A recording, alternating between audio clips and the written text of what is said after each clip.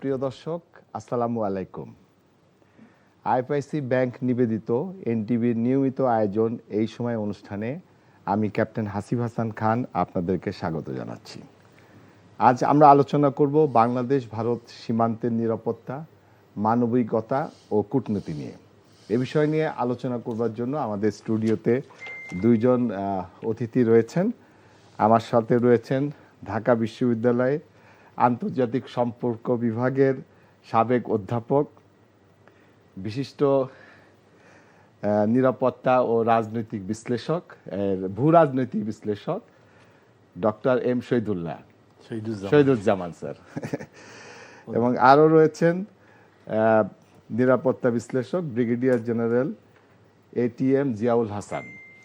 অনেক ধন্যবাদ স্যার, আপনাদের দুজনকেই এনটিভিতে স্বাগত জানাচ্ছি স্যার। ধন্যবাদ স্যার। প্রথমে আজকের মূল বিষয়ে যাওয়ার আগে আপনার কাছে আপনি নিশ্চয়ই জেনেছেন স্যার, আজকে সংসদে আমাদের স্বরাষ্ট্রমন্ত্রী জানিয়েছেন যে আমাদের যিনি আলোচিত একজন ইন্সপেক্টর জেনারেল অফ পুলিশ বাংলাদেশের বেনজির আহমেদ, তাকে গ্রেপ্তার করা হয়েছে দুবাইতে। স্যার, এই বিষয়টা আপনার কাছে একটু জানতে চাই স্যার। আমি খুবই আনন্দিত শুনে যে অনেক দেরি হয়ে গেল, কিন্তু তাও এখন এটা ঘটেছে। আমি শুধু আশা করব যে এখানে কোনো আবার ভিতরের বাস্তবতার ভিতরে আবার অন্য কোনো ডিপ স্টেট পারসেপশনস রয়েছে কি না, যে whether he'll actually be genuinely tried. তবে এই বেনজির, সে হচ্ছে একটা reservoir of knowledge of all the misdeeds, যতগুলো মানে শুরু, সেই ছিল রিয়েল আর্কিটেক্ট। এবং যে এই আগেকার শেখ হাসিনার অবৈধ সরকারকে অনেক বেশি দুর্নীতির মধ্যে জড়ায় যাওয়ার ব্লু প্রিন্টগুলো তৈরি করেছে। এটা খুবই ভালো খবর, এবং এটা পার্লামেন্টে স্বরাষ্ট্রমন্ত্রী ঘোষণা দিয়েছে তখন ইট ওয়াজ ওয়েলকাম নিউজ। এবং আমার মনে হয় এরকম আরও ঘটবে। এখনও অনেক বাকি রয়েছে যারা এই ধরনের ক্রিমিনালস বিদেশে রয়েছে। ভারতে যারা রয়েছে তাদের পাওয়ার আশা নাই, কিন্তু ভারতের বাইরে যারা রয়েছে, আরও দুবাই, সিঙ্গাপুর সহ আরও অন্যান্য ওয়েস্টার্ন সিটিজে, স্পেশালি মার্কিন যুক্তরাষ্ট্রে ও কানাডায় নোটোরিয়াস কিছু কিছু ক্রিমিনালস রয়েছে। একজনের নামে বলতে পারি সাইফুল আবেদিন, যে একেবারে দ্য গ্রেটেস্ট মাস্টার মাইন্ড, যে সবচেয়ে quietly, coolly escaped and remains isolated. এই ধরনের লোককে যদি এখন মার্কিন যুক্তরাষ্ট্র এফবিআই ধরতো এই ইন্টারপোলের প্রোটেকশনে, তাহলে আমার মনে হয় it would be good for this government. Sir, আমাদের যিনি স্বরাষ্ট্রমন্ত্রী, উনি বলেছেন যে পুলিশের ইতিহাসে এটা একটা ঐতিহাসিক ঘটনা। তো আপনি কি মনে করেন যে স্যার এটা ইন্টারপোল, এর আগে আমরা দেখেছি যে ইন্টারপোল এরকম রেড অ্যালার্ট জারি করেছে, কিন্তু এই রেড অ্যালার্ট জারি করার পরে আর তাকে কাউকে ধরা হয় নাই। This is the first time আমার মনে হয় যে রেড অ্যালার্ট জারি করার পরে একজনকে অ্যারেস্ট করা হয়েছে। এর ভিতরে কি স্যার অন্য কোনো কূটনৈতিক কোনো দেখেন কিনা স্যার, যে অসম্ভব মোটেও না। সেটা আমি বলছিলাম যে এখানে অন্য কোনো ডিপ স্টেটের রোল থাকতে পারে,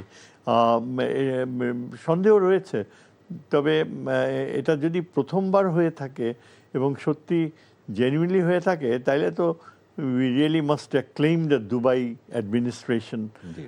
আর হোম মিনিস্টারকেও আমার মনে হয় কনগ্রেচুলেট করা উচিত যে তার এতখানি আগ্রহ হয়েছে। পররাষ্ট্রমন্ত্রীকেও কিছু ক্রেডিট দিবেন কিনা স্যার? অবশ্যই অবশ্যই। পররাষ্ট্রমন্ত্রী তো আমার মনে হয় তিনি ইউএন জেনারেল অ্যাসেম্বলি প্রেসিডেন্ট হওয়ার পরে বাংলাদেশের ইমেজ একদম স্কাই হাই হয়ে গিয়েছে। এবং ইন্ডিয়ার মতো এত পাওয়ারফুল একটা রাইভাল যে সাইপ্রাসকে হেল্প করছিল, তারকে ডিফিট করে পররাষ্ট্রমন্ত্রী যে হতে পেরেছে বাংলাদেশে, এটাও একটা পাওয়ারফুল ইনফ্লুয়েন্স। আমরা একটু এটিএন জিয়াও আপনার কাছে আসি। আপনি জানেন যে এই বেনজির আহমেদ যখন র্যাবের প্রধান ছিলেন, তখনই মূলত সেখানে গুম খুন যে ঘটনাগুলো বাংলাদেশে ঘটেছিল সেইটাই তার আমলে সবচেয়ে বেশি হয়েছে, এবং তার উপরে একটা স্যাংশনও জারি করেছিল আমেরিকা, মার্কিন যুক্তরাষ্ট্র, তো ব্যক্তিগতভাবে তার উপরে স্যাংশন জারি করা হয়েছিল। কিন্তু তারপর আমরা দেখেছি যে ওই স্যাংশন সহই তিনি জাতিসংঘের একটা অনুষ্ঠানে যোগদান করেছিলেন। আপনি কি এই বিষয়ে কিছু বলতে পারবেন? হ্যাঁ, বিসমিল্লাহির রহমানির রহিম। প্রথমে আমি আপনার সকল দর্শক শ্রোতাদের সালাম এবং শুভেচ্ছা জানিয়ে বক্তব্য শুরু করছি।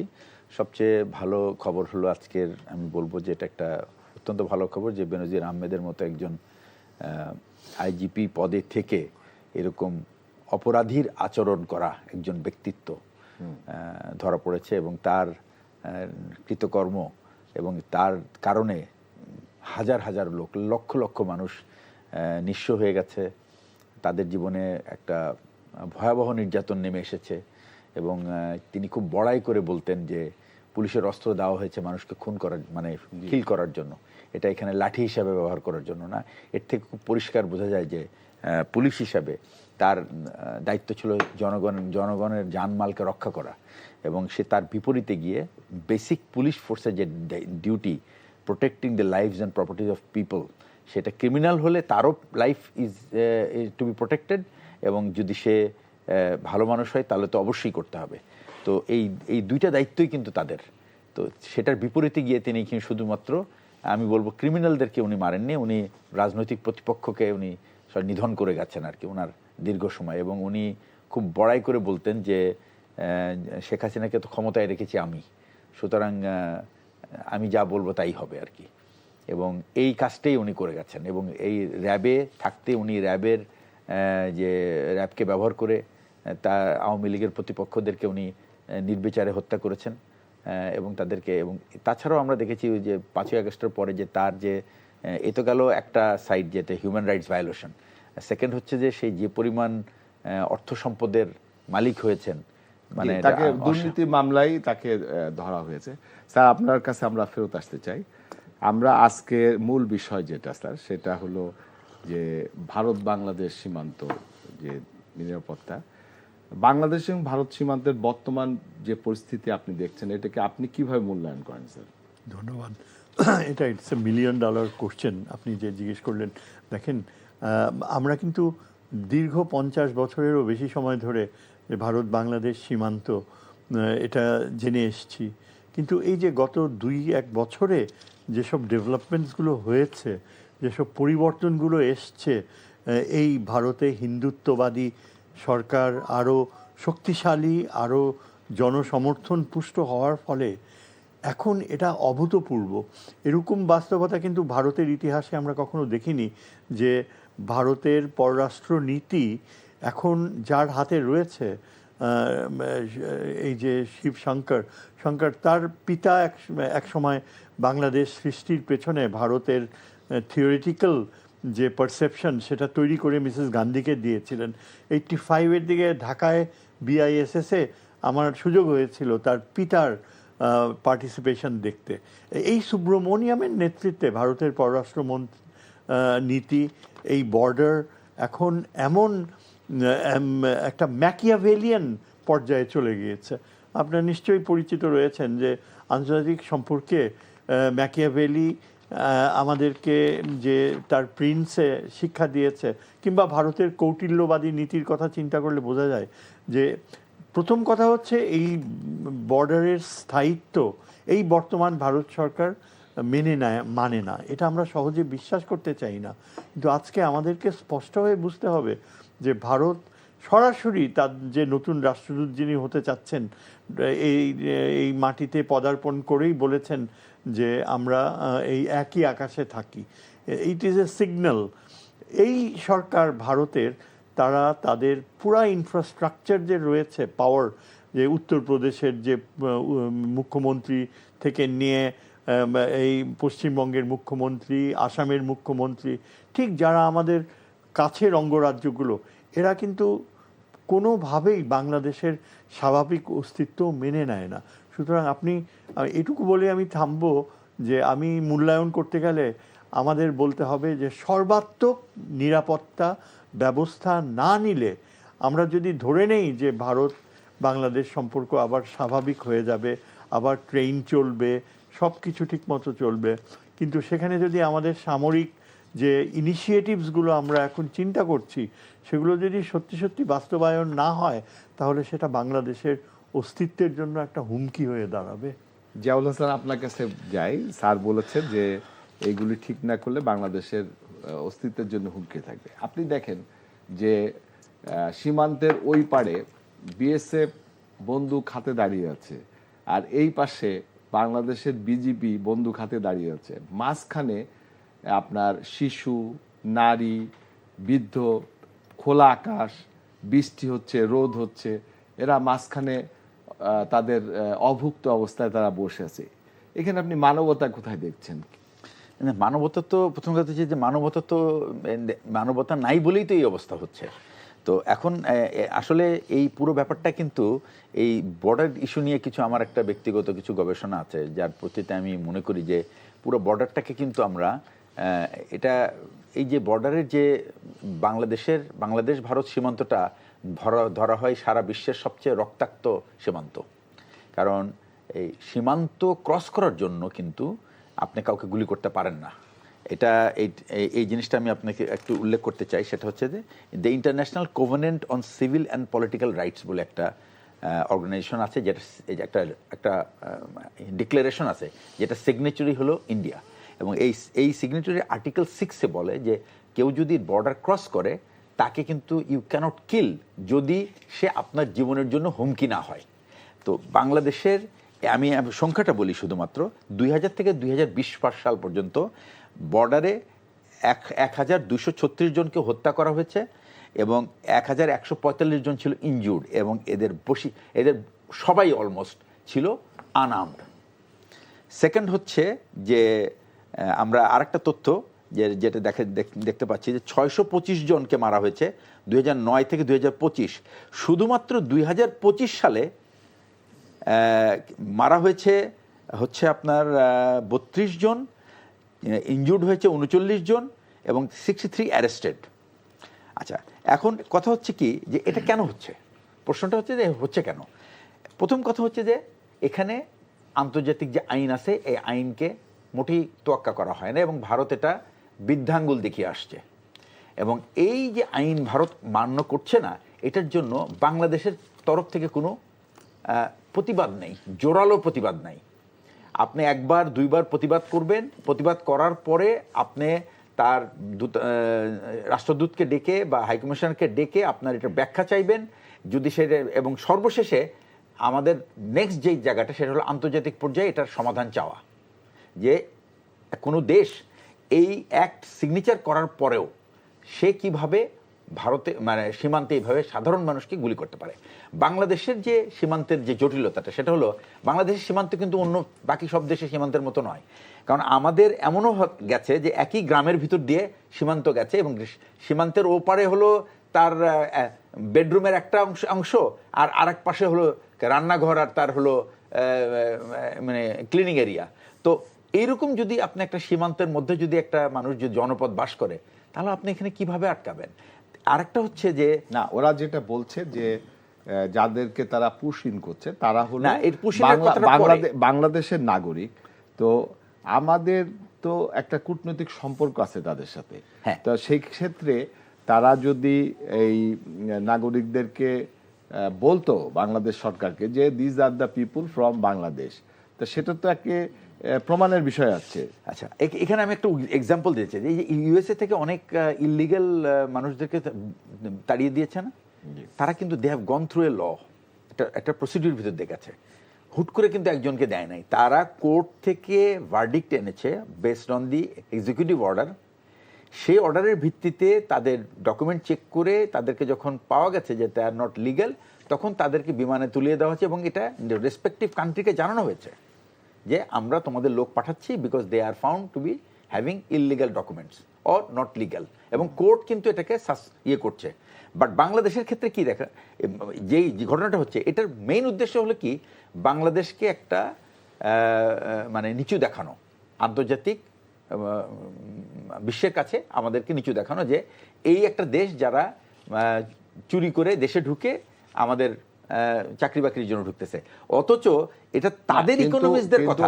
আপনি যেটা বলছেন যে যেটা ল, স্যার আপনার কাছে যে বলি ব্রিগেডিয়ার জিয়া যেটা বলছে যে লটা হলো যে কোনো একজন ব্যক্তিকে যদি কোনো একটা রাষ্ট্রের ভিতরে পাওয়া যায়, then he has to be taken to the court, কোর্টের কাছে দিতে হবে। কোর্ট ডিসাইড করবে যে সে আসলে কোন দেশের নাগরিক। ইফ ইট কোর্ট ডিসাইডেড যে এইটা তাদের দেশের নাগরিক না, then he can be deported through কূটনৈতিক চ্যানেল। কিন্তু ভারত কি সেটা করছে স্যার? না, মোটেও করছে না। ভারত সচেতনভাবে আন্তর্জাতিক আইন ভঙ্গ করছে এবং সেটা আজকে নতুন না, এর মাত্রা বৃদ্ধি পেয়ে এখন চূড়ান্ত একটা পর্যায়ে চলে আসছে যে একেবারে জিরো লাইনে এসে 150 ইয়ার্ডস যে No-man's land. নোম্যান্স ল্যান্ড বজায় রাখলে সেটা ভায়োলেট করে আমাদের বিজিবি বারবার বলা সত্ত্বেও ওদের বিএসএফের যে শারীরিক ল্যাঙ্গুয়েজ অত্যন্ত নিম্নমানের, নিম্নরুচির, এবং এটা কোনো সভ্য দেশের যে বর্ডার সিকিউরিটি ফোর্স হতে পারে এটা বিশ্বাসই করা যায় না। সুতরাং ভারত আন্তর্জাতিক আইনকে যে বারবার বরখেলাপ করছে, এটা কিন্তু সিস্টেম্যাটিক্যালি তারা করে যাচ্ছে। এই মানে এই বিজেপি গভর্নমেন্ট আসার পর থেকে বাংলাদেশকে তারা বেছে নিয়েছে অ্যাজ এ গিনিপিগ, এবং এইটাই আমি সবচেয়ে কেন ভয় স্যার? পাই। অন্য দেশকে কেন পাচ্ছে না? আচ্ছা, অন্য দেশকে পারছে না বিকজ অন্য দেশ, যেমন ধরেন আশেপাশে, এমনকি আপনি মায়ানমারের কথাও চিন্তা করেন, বা অন্যদিকে থাইল্যান্ড রয়েছে, আরও শ্রীলঙ্কা রয়েছে, এমনকি নেপাল, জি। এদের বেলায় পারছে না। মানে বাংলাদেশকে তারা দুর্বল ভাবছে। স্যার শহীদুজ্জামান স্যার, আপনার কাছে ফেরত আসতে চাই। আমাদের ভারত বাংলাদেশ যে সীমান্ত, আপনি দেখেছেন যে সীমান্ত জুড়ে কাঁটাতারের বেড়া, এবং কাঁটাতারের পাশ দিয়ে যে ছোটখাটো নালা খাল রয়েছে, এখানে তারা বিষাক্ত সাপ এবং কুমির ছেড়ে দেওয়ার পরিকল্পনা করছে, এবং যে 54টা নদ নদী বাংলাদেশে প্রবেশ করেছে, তার ভিতরে 52টিতে তারা আড়াআড়ি বাদ দিয়ে পানির প্রবাহ নিয়ন্ত্রণ করছে। এটা কি আপনি স্যার বর্ডার ম্যানেজমেন্ট বলবেন স্যার? না, মোটেও না। এটা তো এই জন্যই বলি যে পৃথিবীর অন্য কোনো দেশ বোধহয় এই ধরনের আনসিভিলাইজড অ্যাক্ট, আন্তর্জাতিক আইনের সর্বাত্মক মানে নিষ্ক্রিয়তা, এটা করার তারা সাহস পাচ্ছে, কেননা তারা ধরে নিয়েছে যে বাংলাদেশের সামর্থ্য রেজিস্ট করার সেটা বোধহয় আগের মতোই দুর্বল থেকে গিয়েছে। এইভাবে বর্ডার কখনো নিরাপদ হতে পারে না। এবং ঠিক আছে, তারা ওয়্যার ফেন্সিং তাদের দিকে করুক, কিন্তু আমাদের পক্ষে যেটা অবিলম্বে করা উচিত, যেই প্রক্রিয়াটা গত রেজিমের সময় থেকেই শোনা গিয়েছে, শুরু হয়েছে, যে আমাদের বর্ডারকে সম্পূর্ণভাবে মিত্রতার বন্ধনে এবং উন্নত অস্ত্রের মাধ্যমে বর্ডার সিকিউর করার জন্য নিবারক তৈরি করতে হবে। আমরা এই ধরনের বর্ডার অরক্ষিত থেকে গেছে। আমাদের এই যে বিজিবি জওয়ানসরা, তারা ঠিকমতো অস্ত্র পায়নি। এবং একটা জিনিস তো সত্যি যে চীন পাকিস্তানের চেয়েও এই বর্ডার আরও অনেক বেশি বড়, 4500 কিলোমিটার বড়। সেখানে পর্যাপ্ত আমাদের সামরিক বা আধা সামরিক বাহিনী নেই, তাদেরকে ঠিক জায়গা মতো বসানো সম্ভব হয়নি। কাজেই এটা বলা যায় যে অনেকাংশেই একটা আনগার্ডেড বর্ডার। এবং আমাদের যে বিজিবি, তারা যদি এখন তাদের হাতে অত্যন্ত উন্নত মানের অস্ত্র, এগুলো কিন্তু নিবারক। আমাদের যেটা আমি মনে করি একটা খুবই গুরুত্বপূর্ণ দিক হচ্ছে পাকিস্তানের সাথে, যে পাকিস্তান আমাদের সাথে যে চুক্তি করেছে, এই হোম মিনিস্টারের সাথেই ইন্টেলিজেন্স ইনফরমেশন এক্সচেঞ্জ করা, তারপর আরও বেশি প্র্যাকটিক্যাল স্টেপস নেওয়া। আমি তো যতদূর জানি পাকিস্তান অনেক আগ্রহ দেখিয়েছে। আমি তো পড়েছি যে একজন বিডিআর অফিসার বলছে যে আমাদের পর্যাপ্ত নাইট ভিশন গগলসও নাই রাত্রে দেখার মতো। আমাদের যদি খুব দ্রুত গতিতে আমাদেরকে বর্ডারে উন্নত মানের, আমি তো বলবো মিসাইল প্রযুক্তি নিয়োগ করা উচিত।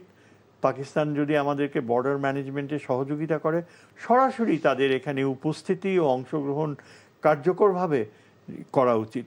এই ব্যাপারে পাকিস্তানকেই সবচেয়ে তাড়াতাড়ি কাছে পাওয়া যাবে। এবং এটা যদি আমরা দেরি করি, তাহলে কিন্তু এই যে এখন যে রাষ্ট্রদূত ঢাকায় এসছে, এ কিন্তু he is not a career diplomat. এবং বাংলাদেশের ইতিহাসে এই প্রথম ভারত এমন একজনকে নিয়োগ করলো যে পেশাজীবী কূটনীতির যে ভাষা, সেটাকে একেবারে অগ্রাহ্য করবে। একজন বৃদ্ধ সম্ভবত হয়তো অ্যালকোহলিকও হতে পারে, কেননা এইরকম ব্লান্টলি কথা বলা, অ্যাবসলিউটলি কাব্যিক ভাষায় কল্পনা করা, এটা মারাত্মক পরিণতির দিকে নিয়ে যেতে পারে, কেননা আগামী দিনগুলোয় সে আরও লুজলি কথাবার্তা বলবে। আমি তো মনে করি যে এই বর্ডারকে নিরাপত্তার জন্য আমাদের উচিত হবে ভারত সরকারকে অনুরোধ করা যে তাকে যেন উইথড্র করে এবং তার ক্রেডেনশিয়ালস প্রেজেন্ট করার জন্য তাকে যেন আমন্ত্রণ করার ব্যাপারে আরও অনেক সাবধানে চিন্তা ভাবনা করা হয়, কারণ এটা আমাদের দেশ। আপনি এটা কেন বলছেন স্যার? কি মানে ওনার, উনি তো কেবল আসলেন স্যার। ইনি এসেছেন, তার পেশাগত কূটনীতিকের শিক্ষা নাই, তিনি একজন রাজনীতিবিদ এবং এই বিজেপির যে পশ্চিম বাংলায় যে শুভেন্দু অধিকারের ধারা, সেই ধারার প্রতি সে অনুগত। আপনার নিশ্চয়ই মনে আছে শুভেন্দু অধিকারী বলছে যে বাংলাদেশের এই সরকারকে তিনি মানেন না, তিনি মনে করেন যে হাসিনাকে এই শাহজালাল বিমানবন্দরে গার্ড অব অনার স্যালিউট দিয়ে নাকি নিয়ে যাওয়া হবে। এই কথা সে উইথড্র করেনি এবং এই চিন্তাধারার বাহক হচ্ছে এই ব্যক্তি যিনি ঢাকায় এসছে, প্রবীণ। আপনি হয়তো জানবেন যে নরেন্দ্র মোদী, ওনার একটা কথা খুব সমালোচিত হচ্ছে, হ্যাঁ, যে উনি বলেছেন যে ভারতের 140 কোটি মানুষের সাথে আরো 20 কোটি দিয়ে 160 কোটি, এমন একটা কথা উনি বলেছেন। সেটাই তো, আমি এই বিষয়ে আমি বলবো যে আমাদের তথ্যমন্ত্রী খুব সুন্দর একটা উক্তি করেছে, I am really proud of him. বলেছে যে ভারত সার্কের এত বিরাট পপুলেশনকেই একসেপ্ট করতে পারছেন না, সার্ক ধারণাকে একসেপ্ট করতে পারছে না, সে যখন আরেকটি সার্ক সদস্য দেশকে এই ধরনের প্রস্তাব দেয় তখন সেটাকে তো সন্দেহের চোখে দেখতেই হয়। এটাই আমার মনে হয় কূটনীতিকভাবে খুবই সুন্দর প্রতি উত্তর। আমার ধারণা যে নরেন্দ্র মোদী একজন মুসলিমকে কিন্তু অ্যাপয়েন্ট করা হয়েছিল, খুবই সিনিয়র একজন মুসলিম পলিটিশিয়ান, যিনি সম্ভবত বিজেপির সাথে যোগাযোগ ছিল। হঠাৎ নরেন্দ্র মোদী তার নাম কেটে দিয়ে তাৎক্ষণিকভাবে এই ব্যক্তিকে অ্যাপয়েন্টমেন্ট দিয়েছে। এখন এই যে তাৎক্ষণিক প্রধানমন্ত্রী দ্বারা অ্যাপয়েন্টমেন্ট, এটা এর পেছনে কোনো গভীর চিন্তা বা গবেষণা ছিল না, বোঝাই যায়।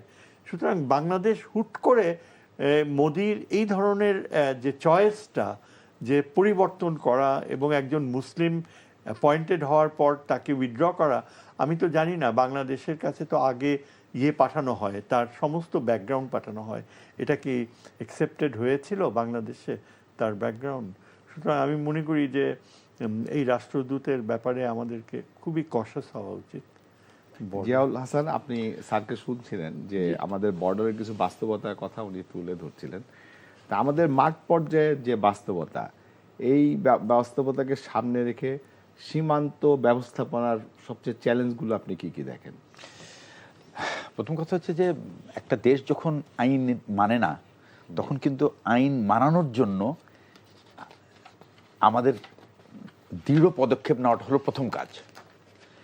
এখানে 2-3টা কাজ আছে। একটা হলো মাঠ পর্যায়ের কাজ, যেটা স্যার বললেন, সেটা হচ্ছে যে সার্ভেলেন্স এবং যথেষ্ট পরিমাণ নিরাপত্তা সদস্যদেরকে নিয়োগ করা, যেন পুশিং না করতে পারে। আর এর বাইরের যেটা, সেটা হচ্ছে আন্তর্জাতিক পর্যায়ে যেটা, সেটা হচ্ছে যে মাঠ পর্যায়ে হলো এটা, মাঠ পর্যায়ে হলো যে আপনার এই নিরাপত্তা সদস্য এবং আপনার সার্ভেলেন্স সিস্টেম, এই দুটাকে আপনার খুব শক্ত করতে হবে। আর সাধারণ মানুষকে সচেতন করতে হবে যেন তারা অপরিচিত কাউকে কেউ পুশ করা হলে, এবং আপনি দেখছেন যে আসামের মুখ্যমন্ত্রী বলেছে যে বিএসএফ এই সমস্ত লোক নিয়ে বিএসএফ এর কাছে রেখে দিবে, তারা যখন দেখবে যে বিজিবি যেখানে নাই সেখান দিয়ে তারা পুশ করে দিবে। এই হলো অ্যাটিটিউড একটা মুখ্যমন্ত্রীর। ঠিক একইভাবে সেই একই কথা কিন্তু শুভেন্দু অধিকারীও বলছেন। তো এই ধরনের অ্যাটিটিউড। আর নেক্সট হচ্ছে যে তারা যে সমস্ত অপকর্মগুলি করেছে সেটার কিন্তু কোনো অ্যাকাউন্টেবিলিটি নাই। একটা হলো যে তারা হত্যা করছে, এটার জন্য তো তারা দুঃখবোধ করে না, তারা ক্ষমা চায়, এবং যারা ইচ্ছাকৃতভাবে এগুলি করে যাচ্ছে তারা বিচারের আওতাও আসে না। এর অর্থ হচ্ছে যে একটা রাষ্ট্র আর একটা রাষ্ট্রের বর্ডারে তারা অন্য দেশের নাগরিককে ইচ্ছাকৃতভাবে মারছে এবং এটার কোনো আইনগত পদক্ষেপ তারা নিচ্ছে না। তো এই ধরনের একটা রাষ্ট্রের সাথে আচরণ করতে হবে ঠিক তাদের ভাষায়। এই চুপচাপ থাকা মানে হলো এটা তারা যত আমরা চুপচাপ থাকবো তত তারা আমাদের উপর পেয়ে বসবে। এই পেয়ে যেন বসতে না পারে এই জন্য আমাদের খুব কড়া প্রতিবাদ, এবং এটা যে পর্যায়ে নিলে এই বিষয়টা সবার নজরে আসবে এবং আন্তর্জাতিকভাবে ভারত একটা নিন্দার মুখে পড়বে এই মানবাধিকার রক্ষার করতে না পারার জন্য, সেইখানে গিয়ে ভারতকে তখন তাদেরকে হয়তোবা কিছুটা তাদের এই গতিটা হয়তো থামবে, এছাড়া আর কোনো উপায় নাই। এবং এই জিনিসটা কিন্তু শুধু তাই না, এই জিনিসটা হলো আমি মনে করি বাংলাদেশের একটা ডকুমেন্টারি করা উচিত, এবং এগুলি সব ডকুমেন্টারি করার সময় এই সমস্ত হিউম্যান রাইটস অর্গানাইজেশনগুলিকে নিয়ে এই সাফারারদের কাছে যাওয়া উচিত এবং তারা কি পরিস্থিতি তাদেরকে হত্যা করা হচ্ছে। কারণ বাংলাদেশে যদি হত্যা বন্ধ না হয় এই বর্ডারে,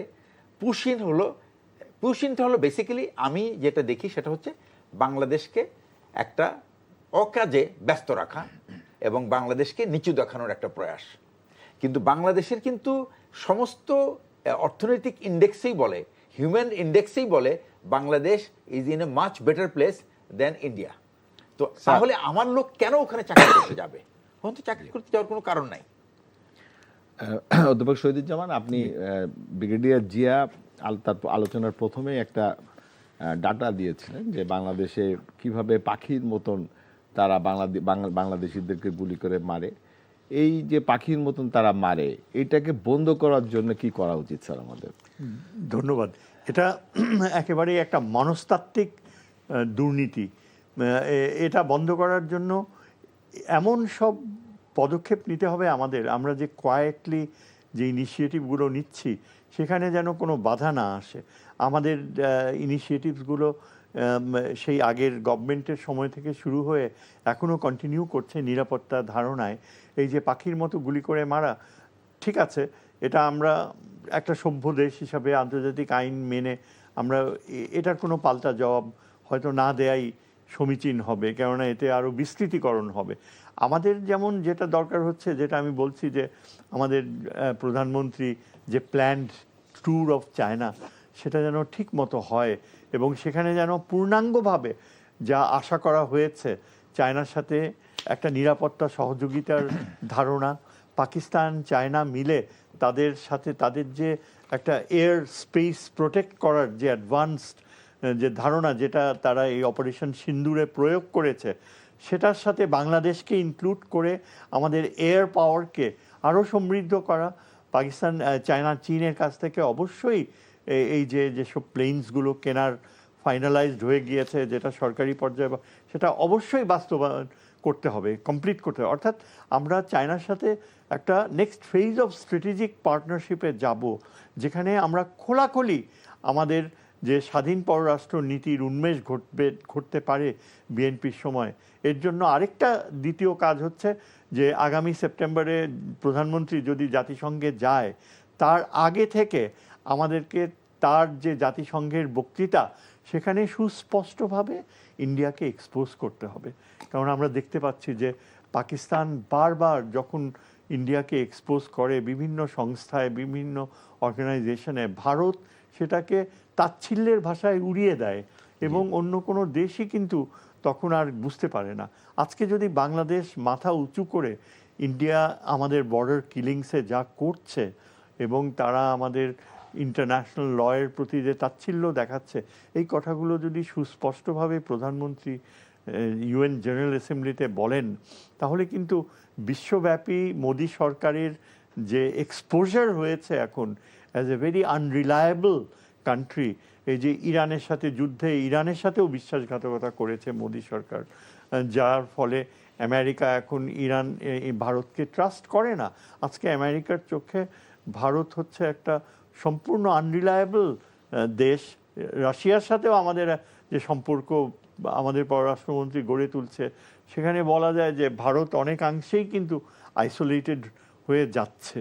সুতরাং আমাদের নিরাপত্তা প্রস্তুতি, পাকিস্তান থেকে আমাদের যথার্থভাবে ক্ষেপণাস্ত্র ক্রয় করা, ক্ষেপণাস্ত্র বসানো এবং আমাদের জিওপলিটিক্যাল যে অ্যাডভান্টেজগুলো আছে, দরকার হলে সেটা আমরা বার্গেইন করব। এটা আমি পরবর্তীতে যদি সুযোগ পেলে বলতে চাই। আপনার কাছে আরেকটা প্রশ্ন করতে চাই যে আপনি জানেন তো, মানে আপনি আমাদের সিনিয়র এখানে, আপনি জানেন যে স্বাধীনতার পর ৭৪ সালে আমাদের একটা দুর্ভিক্ষ হয়েছিল স্যার। সেই দুর্ভিক্ষর সময় ভারত থেকে আমাদের কিছু খাদ্য সামগ্রী পাঠানো হয়েছিল, গম পাঠানো হয়েছিল, এবং সেই গম আপনি যদি ওই সময়কার পত্রপত্রিকাগুলো দেখেন, দৈনিক ইত্তেফাক, এই সমস্ত পত্রিকা তখন সচিত্র ছবি দেওয়া হয়েছিল। সেই গমগুলো আপনার আমাদের খাদ্যের অনুপযুক্ত, দুর্গন্ধযুক্ত, সেইগুলো স্যার আমাদের যে দুইটা পোর্ট, মংলা পোর্ট এবং চিটং পোর্টে দুই জায়গায় পাঠানো হয়েছিল, সেইগুলো কিন্তু স্যার আমরা মানে নামাতে পারি নাই, ফেরত তো দেওয়া হয় নাই, না দিয়ে স্যার এটাকে নদীতে ফেলে দেওয়া হয়েছিল, এবং নদীর মাছ ওগুলো খেয়ে মানে ভেসে উঠেছিল। এই ছবিগুলো ইত্তেফাকে দেওয়া হয়েছিল। আবার ওই একই সময় আমরা দেখেছি স্বাধীনতার পরে যে সারা পৃথিবীর থেকে যে আমরা পেয়েছিলাম স্যার, এই যে রিলিফ যেগুলো এসেছিল, সেইগুলি আবার এইগুলো ভারতে গিয়েছে। শেখ মুজিবুর রহমান নিজেও বলেছে যে আমার কম্বল কোথায়, চোরাচালানিরা এরা সব নিয়ে গেছে, এবং এটা বলেছে। তো আমরা এদের সাথে যে আমাদের অভিজ্ঞতা, এই অভিজ্ঞতার আলোকে আমরা দেখছি যে এইখানে আমাদের কূটনৈতিক সমাধানের কোনো রাস্তা আছে কিনা, আপনি কি মনে করেন স্যার? হ্যাঁ, অবশ্যই কূটনৈতিক সমাধান, কূটনীতি হচ্ছে ফার্স্ট লাইন অফ ডিফেন্স। সমাধান তো রয়েছেই। আমি যেটা মনে করি যে গ্লোবালি ইন্ডিয়াকে এক্সপোজ করতে হবে। ইন্ডিয়া তো ওপেনলি আমাদের বিরুদ্ধে অবস্থান নেয় আন্তর্জাতিক ক্ষেত্রে। এই যে এই রিসেন্ট ইলেকশনস হয়ে গেল, general India openly led the opposition. Israeli লবির পক্ষে ছিল ইন্ডিয়া। আমরা বাইরে থেকে অস্ত্র ক্রয় করতে গেলে সর্বাত্মক বাধা দেয়। কাজে ইন্ডিয়া যদি ওপেনলি আমাদের সাথে শত্রুতার যে বাস্তবতা দীর্ঘ সময় ধরে রিটেইন করেছে সেটা চালিয়ে যায়, তাহলে কূটনীতির রোল আমাদের এমন হওয়া উচিত যে আমরা যেন বারবার আমাদের পররাষ্ট্র মন্ত্রণালয় এমন অবস্থান না নেয় যে ভারতকে সমালোচনা করা যাবে না, ভারতের বিপক্ষে কোনো কিছু বলা যাবে না। কারণ ভারত বারবার বলে আসছে যে বাংলাদেশে কোনো নিরাপত্তা ব্যবস্থা নিলেই সেটা ভারতের নিরাপত্তা হুমকি হয়ে দাঁড়ায়। এটা কি কখনো কোনো সভ্য দেশ বলতে পারে? যে আমরা যদি ভারত ওপেনলি আমাদের রংপুরে দাবি করে, তাদের একজন খুব নামকরা ভারত কর্নাড নামক এক স্কলার বলেছে ওপেনলি যে রংপুর অ্যাকোয়ার করে, তাদের সামরিক বাহিনীর রিটায়ার্ড জেনারেলসরাও বলছে একই কথা। এরা এখানে কোনো রাগঢাক নাই, এগুলো পাবলিকলি দেখানো হয় টেলিভিশনে, এডুকেশন মিডিয়াতে ভারত এগুলা দেখায় যে রংপুর আর ফেনীর একটা অংশ কেটে নেবে তারা। সেই পরিস্থিতিতে আমাদের এগুলো তুলে ধরা উচিত জাতিসংঘে। আমরা দীর্ঘ সময়ে এই কাজ করিনি। ইউনূস সরকারও কিন্তু ভারতকে এক্সপোজ করেনি জাতিসংঘে। কিন্তু আজকে আমি মনে করি আমাদের যে অত্যন্ত যোগ্য যিনি এই যে প্রধানমন্ত্রী, যাকে বলা হয় যে তিনি তার বাবার সুযোগ্য পুত্র, ঠিক প্রেসিডেন্ট জিয়ার মতো তিনি যেন জেনারেল অ্যাসেম্বলিতে মাথা উঁচু করে বাংলাদেশের স্বাধীনতার পক্ষে কথা বলেন, এবং সেটা করলে আমরা কিন্তু আন্তর্জাতিকভাবে অনেক সম্মান অর্জন করব। আমার মনে হয় আমাদের নিরাপত্তা ধারণা অনেক বেশি বাস্তবসম্মত হয়ে যাবে। ব্রিগেডিয়ার জিয়া, আপনার কাছে যেতে চাই, যদি এরকম হয় জাতীয় নিরাপত্তা এবং মানব অধিকারের মধ্যে সংঘাত তৈরি হয়, তাহলে আমরা কোনটিকে অগ্রাধিকার হিসাবে নিব? আমরা জাতীয় নিরাপত্তা হলো আমাদের সর্বোচ্চ প্রায়োরিটি, এবং জাতীয় নিরাপত্তা নিশ্চিত করেও আমরা আমাদের মানবাধিকার আমরা মেনটেন করতে পারবো। কিন্তু যখন আমি ভারতের নাগরিক ভারত নিজেই রাখতে চাচ্ছে না, সেখানে তো আমাদের কোনো দায়িত্ব নেই এবং আমাদের মানবাধিকার বোধ দেখানোর কোনো সুযোগ নাই। আর একটা জিনিস, এই মানবাধিকার বোধ দেখাইতে গিয়ে কিন্তু আমরা প্রায় 1.3 মিলিয়ন রোহিঙ্গাকে কিন্তু এখন আমাদের গোদের উপর বিস্ফোরের মতো কিন্তু এই দেশ বহন করে চলছে, এবং এটা কিন্তু আমাদের এখন নতুন একটা মানে অপরাধের কেন্দ্রবিন্দু হয়ে দাঁড়িয়েছে। তখন যদি আমরা খুব শক্ত হাতে এই বিষয়টা আমরা আন্দাজ করতে পারতাম, এবং আমরা যদি সেইভাবে করে সেইভাবে বিশ্লেষণ করে যদি আমরা পদক্ষেপ নিতে পারতাম, এটা এর আগেও করার চেষ্টা করা হয়েছিল। সে 1975-76-77 সালে, তখন কিন্তু, বা 81 সালের দিকে, তখন কিন্তু প্রেসিডেন্ট জিয়াউর রহমানের সময় কিন্তু উনি খুব স্পষ্ট করে বলে দিয়েছেন যে এই সমস্ত কাজ যদি বাংলাদেশের সাথে করা হয় তাহলে বাংলাদেশ জানে এটা কীভাবে জবাব দিতে হয়, এবং তারা কিন্তু আর প্রেসিডেন্ট জিয়াউর রহমানের সাথে কিন্তু আর তারা চ্যালেঞ্জ করার সাহস পায় নাই, যার ফলে তারা আর রোহিঙ্গাদেরকে এদেশে ফেরত পাঠাতে পারে নাই। তো আমার কথা হচ্ছে যে রাষ্ট্র হিসেবে আমাদের চরিত্রটা যদি শক্ত চরিত্র যদি আমরা না প্রকাশ করতে পারি বা আমাদের সেই ভাবমূর্তি যদি আমরা না দেখাতে পারি, এটা তাহলে সবাই আপনাকে পুশ করবে, সে মায়ানমার হোক আর ওই ভারত হোক আর যে কোনো দেশই হোক না কেন। তো এটা আমার দায়িত্ব, আমার মাংসপেশি শক্ত করার দায়িত্ব আমার, এবং আমার মাংসপেশি শক্ত না করলে আমি এই ধরনের ধাক্কা খেতে থাকব, এবং আমার মাল্টিপল অ্যাপ্রোচ নিতে হবে to make sure that Bharat প্রতিবেশী বড় হতে পারে। একটা জিনিস হলো আন্তর্জাতিক সম্পর্কে কিন্তু even the smallest state has the same status like the biggest state or most powerful state like USA, they have the same status. সুতরাং এই স্ট্যাটাসটা সবসময় যদি বাংলাদেশ মনে রাখে এবং ভারতকে বারবার মনে করায় দেয়, দ্যাট ইজ বেটার। এবং এটা কিন্তু শুধুমাত্র আপনার বডি ল্যাঙ্গুয়েজ এটা বলবে যে বাংলাদেশ ভারতের এই সমস্ত উটকো ঝামেলা, দাদাগিরি অনেক সহ্য করেছে, উটকো ঝামেলা বাংলাদেশ সহ্য করতে রাজি না। স্যার শহীদুজ্জামান স্যার, আপনার কাছে আসি যে এই সীমান্ত সমস্যার সমাধানের জন্য রাজনৈতিক সদিচ্ছা জরুরি নাকি স্যার প্রশাসনিক কাঠামো জরুরি? স্যার এটা আমি বলবো প্রথমে রাজনৈতিক সদিচ্ছা। যদি রাজনৈতিক সদিচ্ছা থাকে এবং সেটা ভিজিবল হয়, তাহলে প্রশাসনিক কাঠামো পরিণতিতে সঠিক করাটা আরও অনেক সহজ হয়ে যাবে। কিন্তু রাজনৈতিক সদিচ্ছা যদি না থাকে, প্রশাসনিক কাঠামো সবসময় একটা ডিসকারেজড অবস্থায় থাকবে। প্রশাসনিক কাঠামোয় অনেক কিছু করার রয়েছে, কিন্তু আমার চিন্তা হচ্ছে যে এই যে এখন যে রাজনৈতিক নেতৃত্ব, তাদেরকে এডুকেটেড হতে হবে।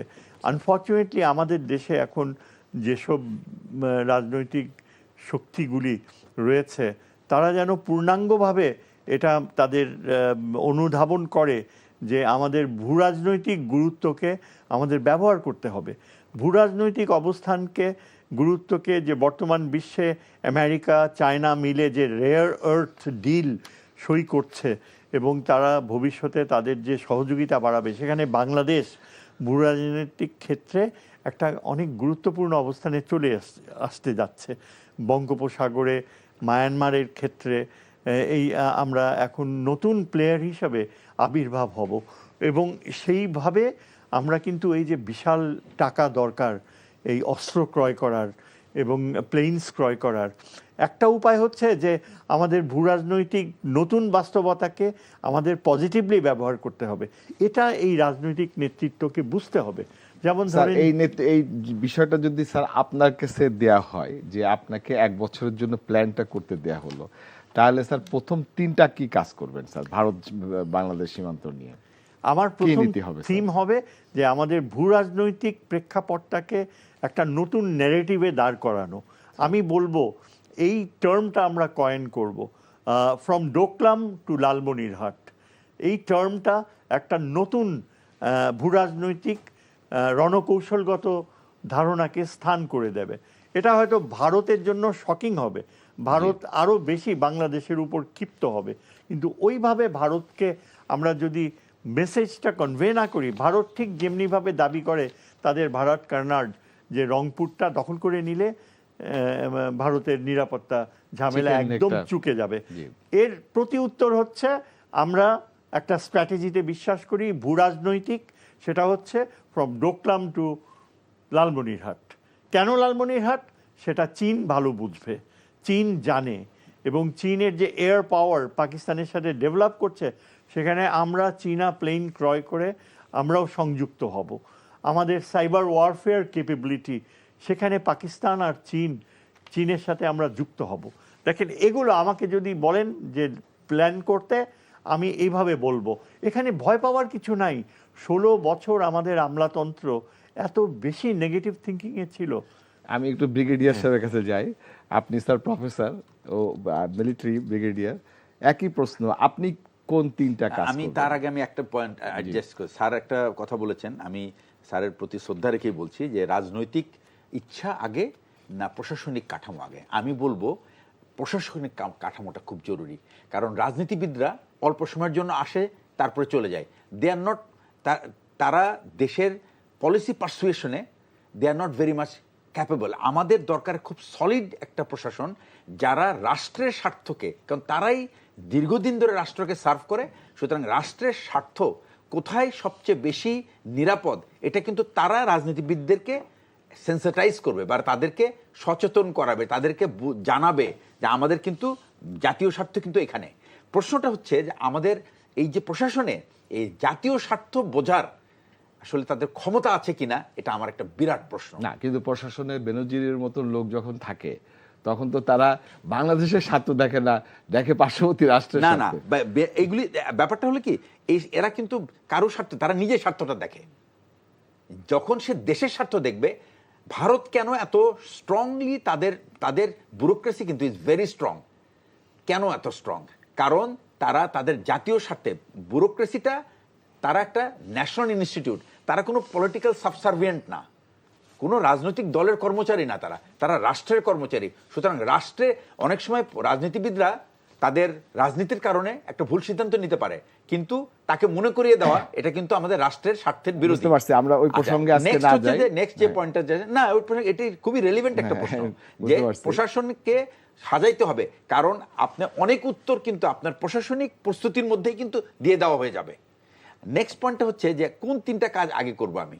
প্রথম কাজটা হলো নিজেকে প্রিপেয়ার করব, তারপরে আমি কি করব, আমি কিছু অ্যালায়েন্স বিল্ড করব, যে অ্যালায়েন্সগুলো ফিজিক্যালি থাকবে না কিন্তু এগুলো টার্মস অ্যান্ড কন্ডিশনের উপর থাকবে, যে আমার যদি এরকম বিপদ আসে তাহলে আমি আপনার কাছ থেকে কি স্বার্থ, আমি কি এক্সপেক্ট করতে পারি।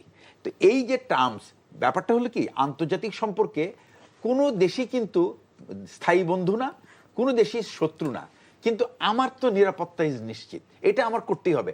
প্রশ্নটা হচ্ছে যে আমার যদি বাড়িতে গার্ড দরকার হয়, সেই গার্ডের হাতে কি মেশিন গান থাকবে, নাকি ট্যাঙ্ক থাকবে, না মিসাইল থাকবে, নাকি স্যাম থাকবে, সেটা তো আমি ঠিক করবো আমার থ্রেটের উপর আমরা ভিত্তি একটু করে। প্রফেসর স্যারের কাছে আসি, আমরা একটু ভিন্ন বিষয় নিয়ে কথা বলতে চাচ্ছি, আমরা আলোচনা একেবারে শেষে। সুতরাং আমরা স্যার এখানে বাংলাদেশে হঠাৎ করে একটা হসপিটাল, যেখানে খুবই দুঃখজনক ঘটনা ঘটেছে, 6টা শিশু মারা গেছে, কিন্তু হসপিটালের লাইসেন্সটা ক্যান্সেল করে দেওয়া হচ্ছে, এটাকে কিভাবে আপনি দেখেন স্যার? এটা খুবই দুঃখজনক এবং এটা অবিলম্বে উইথড্র করা উচিত। আমার মনে হয় হসপিটালটা ইমিডিয়েট প্রয়োজন, যতটুকু আমরা জানতে পেরেছি সেটা বিশাল। অনেক মানুষ যাদের অর্থের অভাব রয়েছে তারা এই হসপিটালের উপর, স্পেশালি ডায়ালাইসিস, এটার জন্য নির্ভর করে। এবং আমরা হসপিটালে যেসব পেশেন্টস রয়েছে, মহিলারা, তারা অত্যন্ত কঠিন ভাষায় ব্যক্ত করেছে টেলিভিশনে। আমার মনে হয় সরকারের এটা বোধগম্য হওয়া উচিত।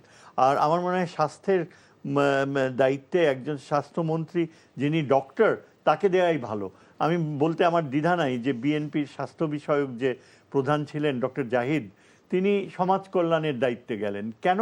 ডক্টর জাহিদ হচ্ছে একটা পারফেক্ট অনেস্ট ম্যান। তার মতো লোক যদি স্বাস্থ্য মন্ত্রণালয়ের দায়ী থাকে তাহলে এই হসপিটালটার এরকম সিদ্ধান্ত হতো না। এই মন্ত্রী বলে যে তার পিছনে নাকি কোটি কোটি টাকা নিয়ে দৌড়াইছে, এটা কেমন কথা? একজন মন্ত্রী, স্বাস্থ্যমন্ত্রী, তার পেছনে কোটি কোটি টাকা নিয়ে দৌড়াচ্ছে হসপিটালের লোক, এটা কখনো হতে পারে? পাবলিকলি বলে? একটা মন্ত্রীর আত্মসম্মান বোধ থাকলে সে বলে? এটা হতেই পারে না। সুতরাং আমার মনে হয় এটা একটা ঔদ্ধত্যপূর্ণ সিদ্ধান্ত। ডিরেক্টর জেনারেল, ডিজি হেলথ, তারও এখানে একটা কোশ্চেনেবল রোল থাকতে পারে। আমি সরকারকে অনুরোধ করব, প্রধানমন্ত্রী তারেক রহমানকে অনুরোধ করব, তিনি এই হসপিটালের যেসব কারেক্টিভ মেজার্স নিতে হবে সেগুলো বেকারি সরিয়ে দেখ, তারপর আরও বেশি ব্যবস্থা নেওয়া হোক, যে ডক্টররা দায়ী নেগলিজেন্সের জন্য তাদের শাস্তি হোক, সেটাও তারা করতে চাচ্ছে। আর এটা তো জামাতের হসপিটাল না। ব্রিগেডিয়ার জেনারেল জিয়া, আপনি কি স্যারের সাথে একমত? আমি স্যারের সাথে একমত, বাট এখানে আমি দুইটা পয়েন্ট আমি অ্যাড করবো। সেটা হলো রোগীর স্বার্থ, রাইটস অফ দি পেশেন্ট, এটা কিন্তু এখানে অ্যাড্রেস করা হয় নাই। কারণ এই এখানে তো 500-র উপরে, 500 বেডের একটা হসপিটালে 700 রোগী ট্রিট করা হয়, তাদের অধিকারটা কোথায় নিশ্চিত করা হলো? আচ্ছা, সেকেন্ড হচ্ছে আমাদের দেশে যদি রুল অফ ল থাকতো তাহলে কিন্তু এখানে একটা মোটো একটা রিট হতো যে কোন অধিকারের ভিত্তিতে এতগুলি রোগীকে তুমি পথে বসিয়ে এই হসপিটালটা বন্ধ করলা। 6 জন রোগী মারা গেছে বা 6 জন বাচ্চা মারা গেছে, খুবই স্যাড। এবং এটার জন্য যদি দায়িত্ব অবহেলা করে থাকে কেউ, তাহলে those individual should be taken on to task, তাদের বিরুদ্ধে বিচার আছে। আমরা একটা হসপিটালকে দেখেছিলাম যে সেখানে আগুন লেগেছিল কোভিডের সময়, ইউনাইটেড পৃথিবীর কোনো হসপিটাল, হসপিটালকে বন্ধ করে সেখানে দেওয়া হয় না। অনেকগুলো মানুষ মারা গিয়েছিল, হ্যাঁ। কিন্তু সেই হসপিটাল তো বন্ধ করা হয় না, বন্ধ করা হয় না, কোনো হসপিটাল বন্ধ করা হয় না। এই সমস্ত মৃত্যুর কারণে, এই ধরনের মৃত্যুর কারণে কোনো সময় হসপিটাল, যদি এটা কোনো র্যাকেটের মধ্যে ইনভলভ ছিল, যে এই সমস্ত বাচ্চাদেরকে মেরে তাদের কোনো অঙ্গ টঙ্গ বিভিন্ন জায়গায় বিক্রি করা হয়, সেই ক্ষেত্রে একটা ব্যাপার ছিল। কিন্তু এটা তো একটা অ্যাক্সিডেন্টাল, এই যে একটা যে সেটা বিদ্যুৎ ছিল না এবং যার ফলে এসি চলে নাই, যার ফলে বাচ্চারা সাফোকেটেড হয়ে মারা গেছে। তো এটা তো একটা হসপিটালকে বন্ধ করার একটা, এটা কোনোভাবে যুক্তি হতে পারে না, এটা ভালোভাবে দেখা উচিত। এবং সবচেয়ে বড় কথা কি, এই হসপিটালটা কিন্তু বাংলাদেশের কিন্তু সাধারণ মানুষের, গরিব মানুষের জন্য সেবা দেয়, এবং এটাই হলো সম্ভবত চক্ষুশূল, যে এত কম টাকায় কেন তারা সেবা পাচ্ছে। হয়তো এটা সহ্য হচ্ছে না, বা কারণ কোনো না কোনো কোয়ার্টারে সহ্য হয় নাই, যার জন্য তারা বাধ্য হয়েছে এটা বন্ধ করতে। আপনাদের দুজনকে আসলে একটা কথা, ফ্রড হসপিটাল যেটাকে বলে, ওই যে শহীদ নামে একজন মনে আছে, হ্যাঁ, উত্তরায়, রাইট, উত্তরায় যে কোভিডের সার্টিফিকেট সারাক্ষণ, দ্যাট ওয়াজ জেনুইন কেস, ওইটা বন্ধ করে দিলে এবং সারা জাতি থ্যাঙ্কফুল ছিল। থ্যাঙ্কসফুল ছিল স্যার। আপনাদের স্যার দুজনকেই অশেষ ধন্যবাদ, আপনারা আমাদেরকে সময় দেওয়ার জন্য। সুপ্রিয় দর্শক, আপনারা দেখছেন আইএফআইসি ব্যাংক নিবেদিত এই সময় অনুষ্ঠান। আমাদের আজকে সময় শেষের কারণে আমাদের শেষ করতে হচ্ছে। আবার আপনাদের সাথে দেখা হবে নতুন পর্বে। ততদিন ভালো থাকবেন, সুস্থ থাকবেন, এনটিভির সাথেই থাকবেন। আসসালামু আলাইকুম।